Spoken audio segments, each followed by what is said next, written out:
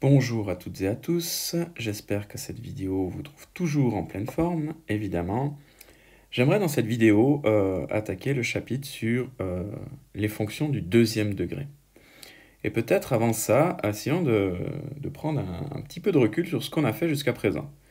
Donc tout d'abord, on a introduit les fonctions d'un point de vue général.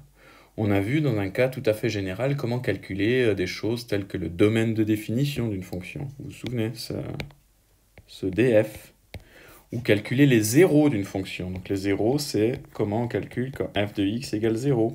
Puis on a calculé aussi les points d'intersection de deux fonctions, f de x égale g de x.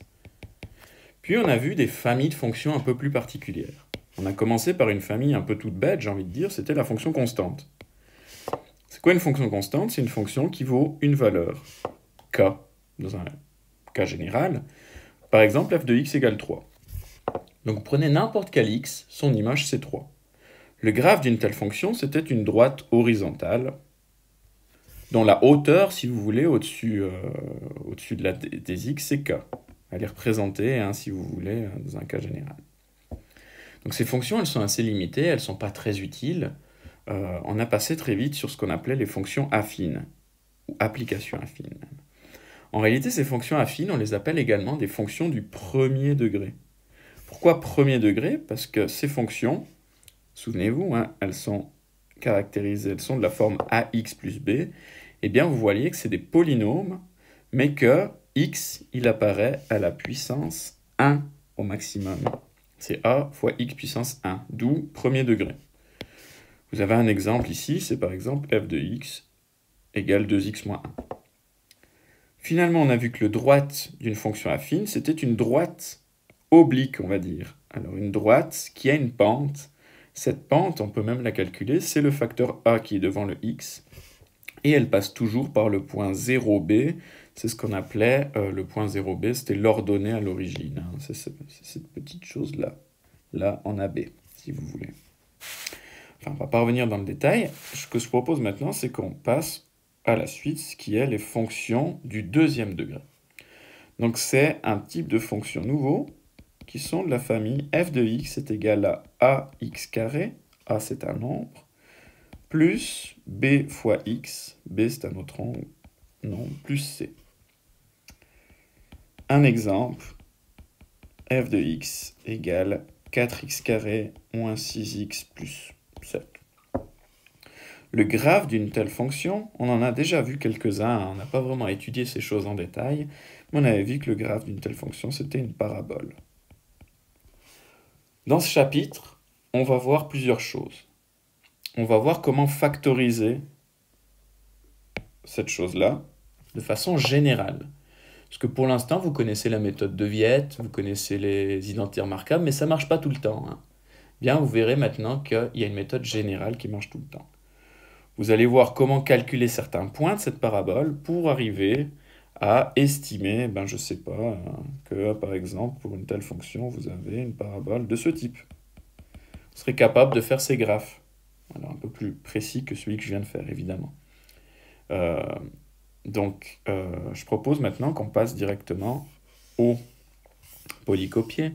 Donc peut-être première remarque, vous voyez que j'ai repris le polycopier de Madame Jordan, puisque j'avais prévu avec vous initialement de voir la trigonométrie, donc tout ce qui est sinus, cosinus avant ce chapitre, mais avec les circonstances exceptionnelles, je pense que c'est plus facile pour nous de travailler dans ce sens.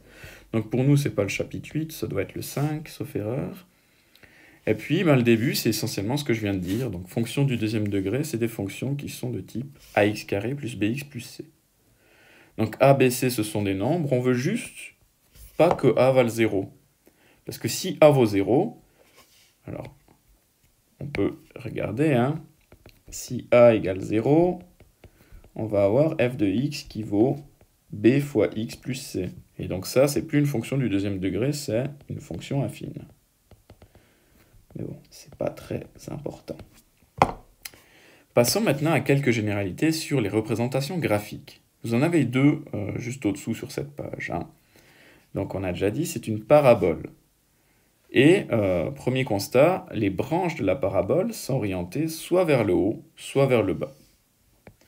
vous voyez directement ici que les branches de la parabole sont orientées ici vers le haut. Et dans le deuxième exemple, les branches de la parabole sont orientées vers le bas. Vers le bas. Eh bien ça, ce sont les deux seuls choix possibles. On ne peut pas avoir des branches qui seraient orientées vers la gauche ou la droite. Ça, ce serait plus une fonction du deuxième degré. Ce serait plus une fonction tout court, en fait.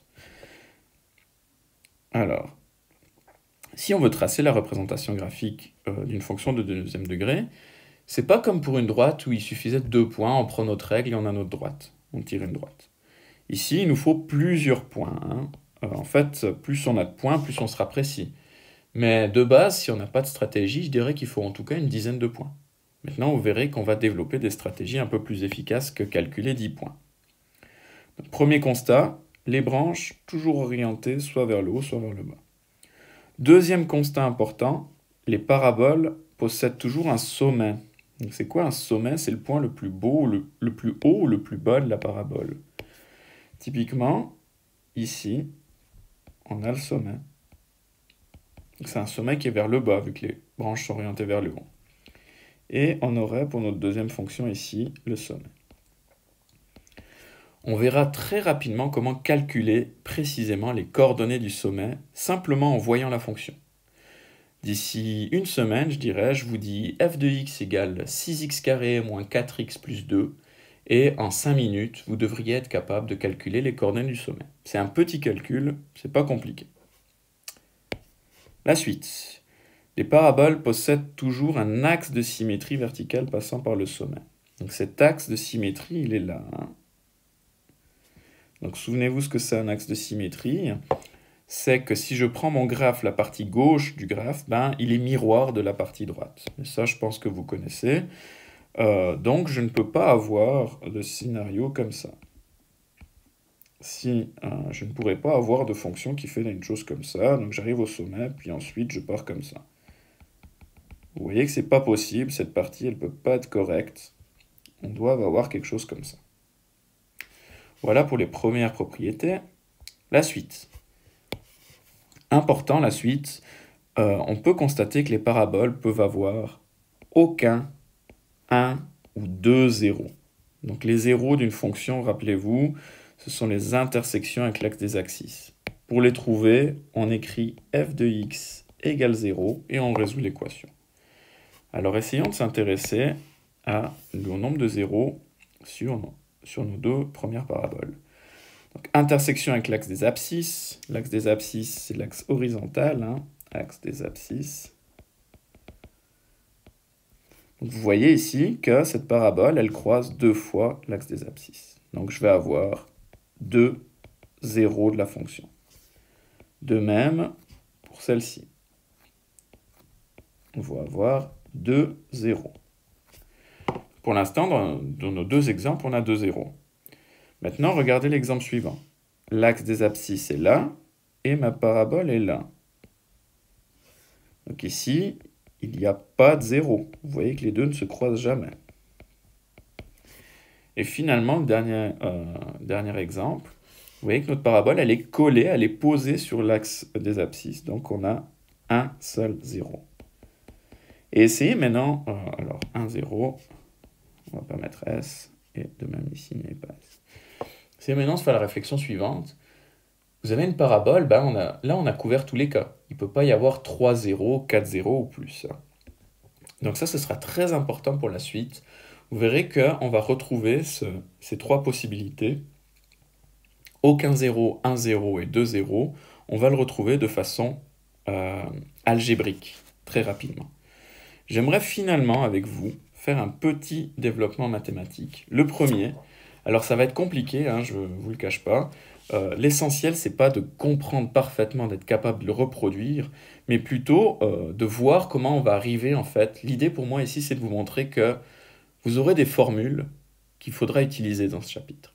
J'aimerais pas que vous pensiez que ces formules, elles sortent de mon chapeau. J'aimerais vous montrer que ces formules, on les a trouvées mathématiquement. En fait, on les a démontrées. Même si le calcul, il est peut-être un peu trop compliqué. Surtout pour le faire en vidéo, mais bon, c'est comme ça.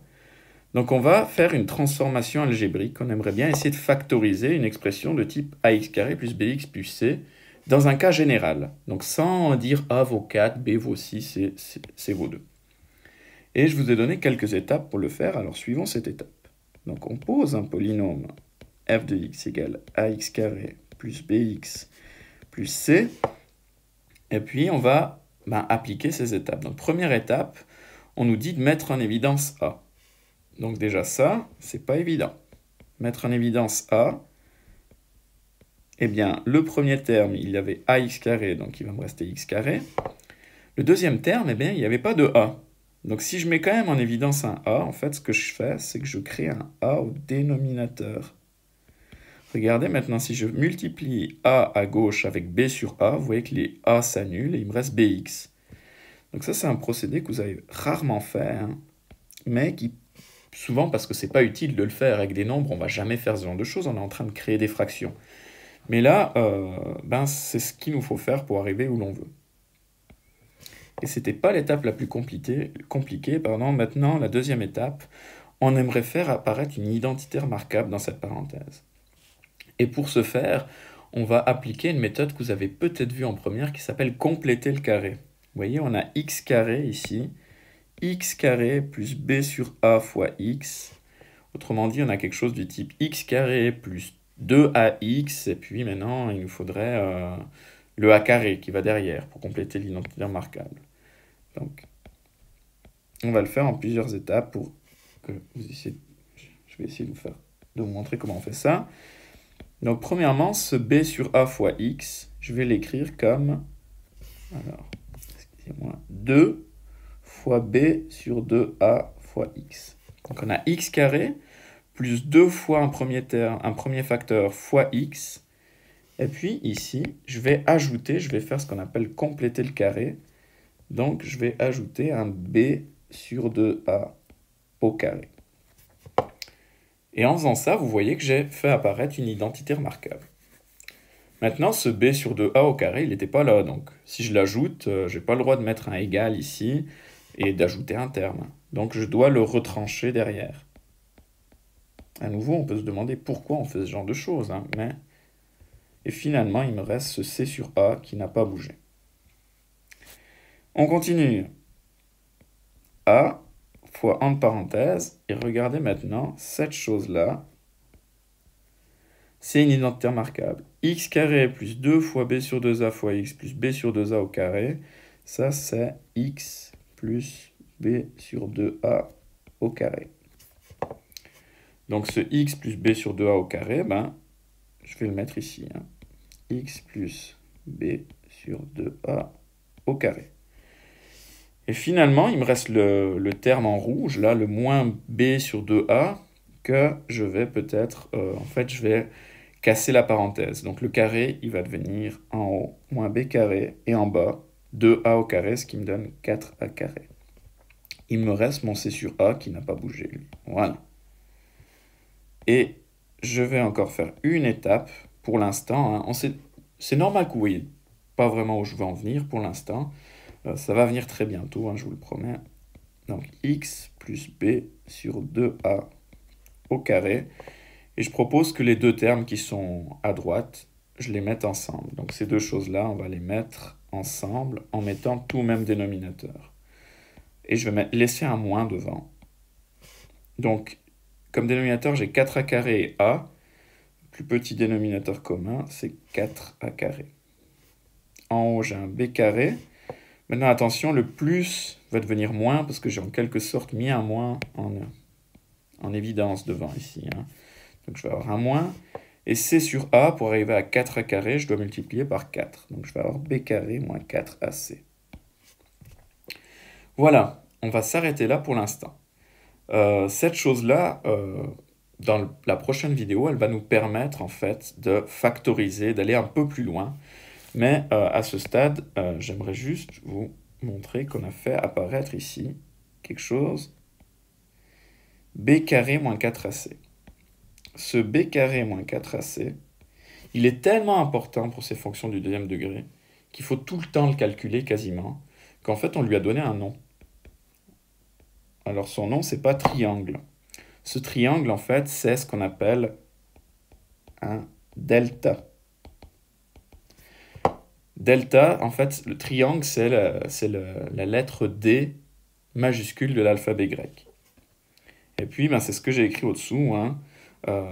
Cette chose-là, on l'appelle le discriminant. Le discriminant b carré moins 4ac. C'est très important, vous aurez beaucoup de discriminants à calculer, mais je vous rends attentif au fait que vous allez devoir faire des calculs avec des nombres. Donc, si vous n'avez pas tout à fait compris ce calcul, hein, pour l'instant, en plus, vous ne savez pas à quoi il sert ce delta, mais patience. Mais vous verrez, faisons peut-être un petit exemple de calcul de delta avec des nombres.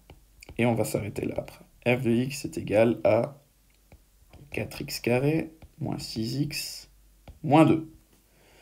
Eh bien, vous voyez ici, mon A, il vaut 4. C'est celui-là. Mon B, il vaut moins 6. Et mon C, il vaut moins 2.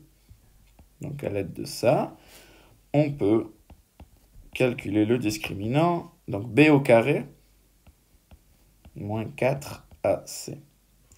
Ce qui me donne moins 6 au carré, moins 4 fois A équivaut 4, fois C équivaut moins 2. Ça me donne moins 6 au carré, 36. Moins 4 fois 4 fois moins 2, les moins s'annulent, ça fait 4 fois 4, 16 fois 2, plus 32. Ce qui nous donne finalement 68. Donc vous voyez, c'est pas si compliqué que ça de le calculer dans un cas concret. Et puis pour la formule, eh bien, dans un premier temps, vous aurez évidemment droit à votre polycopier, mais c'est des formules qu'il faudra gentiment les apprendre par cœur. Mais vous allez tellement les utiliser que ça devrait aller. Voilà, donc il y aura une deuxième vidéo, un peu plus courte, pour vous apprendre finalement à commencer les exercices. Et puis ensuite, vous serez prêt à faire le travail pour cette semaine.